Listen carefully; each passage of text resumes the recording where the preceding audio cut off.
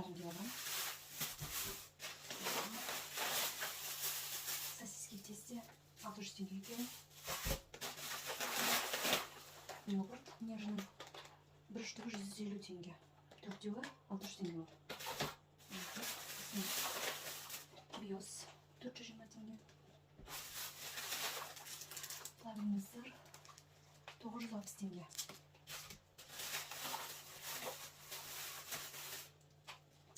Йогурт нежный. Нешеден бұл бізде 520 теңге. Горилла 450 теңге. Лейс чипсы 490 теңге. Сметана 780 теңге. Екі чеснок 200 теңгедей болды. Сосын колбаса конская. Ну, примерно 2000 болды. Сосын помидоровый сыр 300 теңге. Екеуін бірге қосқанда дұрыс. Альбини 300 теңге. 300 теңге. Сухой корм сыптықы 1000 теңге.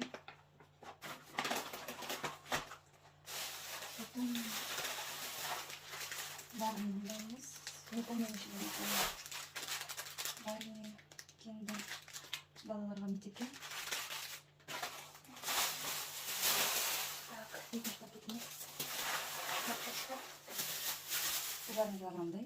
300 теңге. Потом мектепке кішкентайларға сок.